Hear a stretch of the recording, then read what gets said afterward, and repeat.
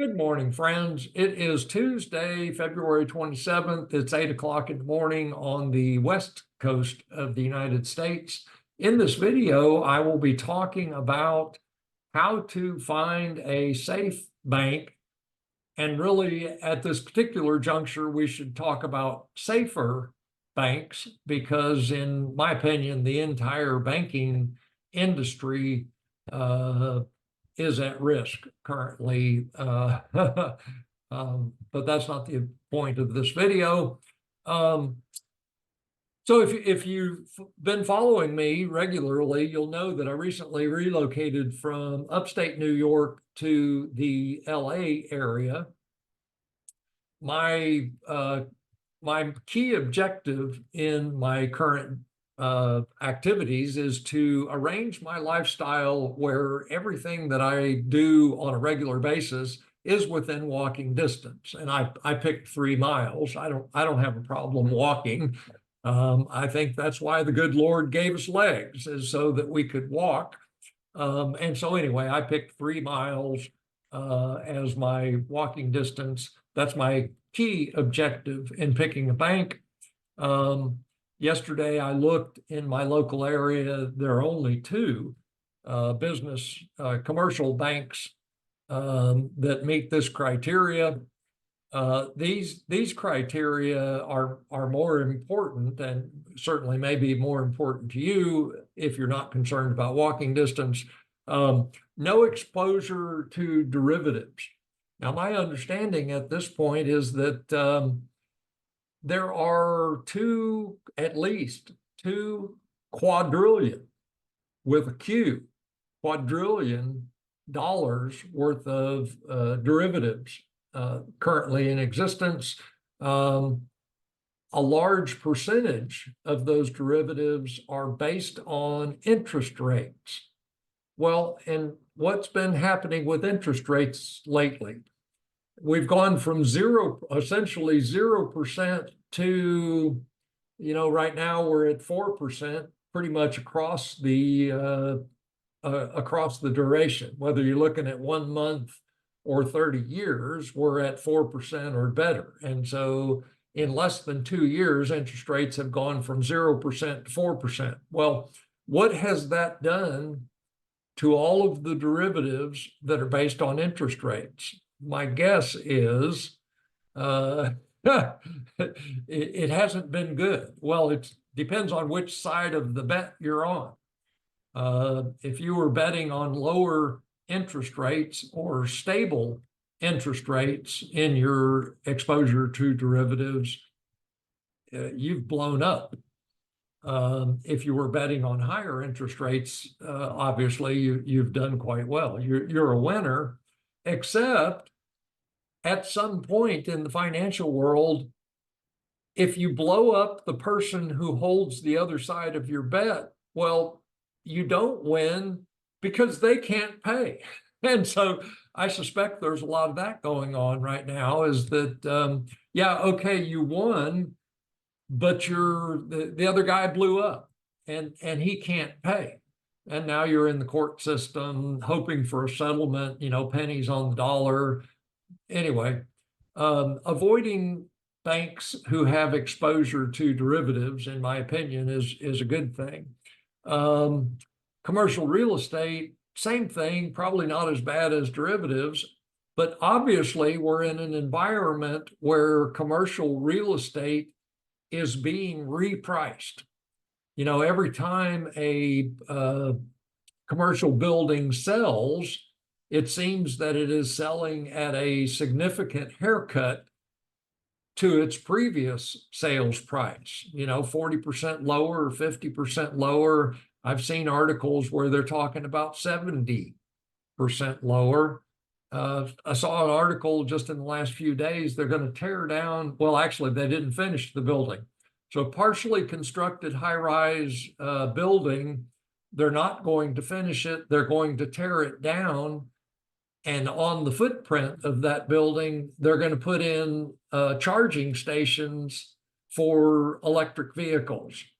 And so somehow in the current environment for commercial real estate, having a parking lot full of charging stations is a better investment than a high-rise business property, office building. So interesting. So anyway, this is my list of objectives in picking up a bank, whether it's personal bank or business bank.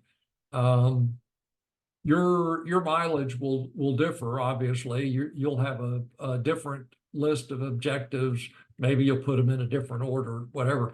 Let's jump in. So this is a new tool that I found just yesterday, just happened into it as I was looking for a business bank. It lets us search on a given location, or this is how I was using it. So let's just pick, this is a zip code. It's in Southern California. It's the Santa Barbara area on the coast, which, that's not where I'm located. I'm actually on the east side of LA. Santa Barbara, obviously on the coast, is on the west side of LA. And so anyway, so now we've got a list of banks that are within 15 miles of this particular zip code.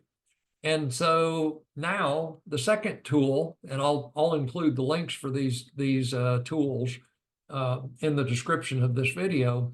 This is an article that appeared on Hal Turner's website back in November of 22. And so, this is dated information. It's a year and a half old, a little bit older than that, but still valuable nonetheless. In this article, Hal published a list of banks with exposure to derivatives. And so now that I've identified a candidate bank, the Northern Trust Company, my next step, and this is exactly what I did yesterday, I want to go search for Northern Trust. Well, and there it is, Northern Trust Company. They've got $337 billion worth of exposure to derivatives. And so, I can cross that bank off the list, go to my next one. Well, US Bank, that's a major bank nationwide. I don't even have to look at Hal's list. I know they have exposure to derivatives, just to show you that I'm not, well, there it is right there. So they've got almost $786 billion in exposure. And again, this was a year and a half ago. We don't know where they're at currently. Well, actually, we could look. I'll show you in a minute. Now this is our third potential bank, American Riviera. Let's go look at that. And they're not on the list.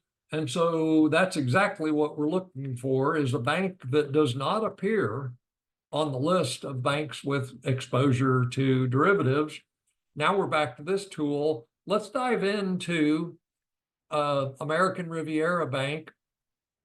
If we go to this next tab, financial info, and scroll down, so basically it's a list of links where we can dive into particular aspects of any given bank. And if we, there it is, derivatives. And so we can specifically look at what is the derivative exposure of this particular bank. And what we see is a big fat zero. And so that's exactly what we want to see, is that they have no exposure to derivatives. And so now that we've identified a bank that has zero exposure to derivatives, we can dig into that bank a little bit deeper and go to their website. And what I'm looking for on the website, and this is exactly what I did yesterday, I want to find their about page. What does this bank want to tell me about itself? Because typically you'll find, they'll talk about, this is what we focus on. We focus on loans to individuals. We focus on loans to businesses. We invest in commercial real estate. They'll tell us a little bit about what their focus is. And so the key is, this particular bank, they're not making it obvious that they're focused on commercial real estate. And so that's a good thing because, again, we're trying to avoid, or I'm trying to avoid, banks that are certainly banks that focus on commercial real estate as their primary objective or their primary business area. The next step for me, and again, this is based on my objectives, these 4 objectives. I'm looking for free checking. There are so many banks offering free checking. I don't see any reason to pay a monthly service fee for checking account. And you know, my needs for a business checking account are very minimal. I don't write checks. I receive checks, and then I quickly transfer money, incoming money out of my banking or checking accounts, my business checking accounts, and into other assets that I consider to be safe, tangible goods primarily. And so anyway, I can see this bank, $7 a month service fee. Doesn't seem like much, you know, $7 a month, who cares? Well, that's $84 a year. And, you know, $7 here, $7 there, it all adds up. And so anyway, if possible, I don't want to choose a bank that is charging monthly service fee for checking. So one more thing to share, and we'll be done this morning. In this article that Hal published, he shared the link where he found the information, this list of 1,253 banks with exposure. Actually, those last 3 don't have exposure. So 1,252 banks with exposure to derivatives. He found that information at this link. And if you follow the link, you'll arrive here. It's published by the Office of the Comptroller.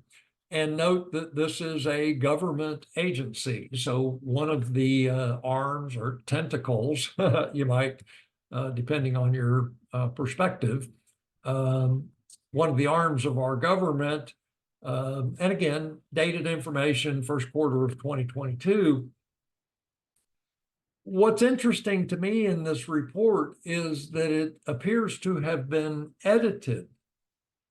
When Hal published this article, you know, back in late 22, I followed this link, I arrived here, and I found the list of 1,200 banks. That list is no longer included in this report. There is one page in here. They show the top 25 banks. Top 25 commercial banks and their exposure to derivatives. But it's not the list of 1,200. And so I find that interesting. Why is the government making it difficult or more challenging for me to find information that is relevant to my financial well-being? They originally published a list of 1,200 banks. They've edited that list down to 25 banks.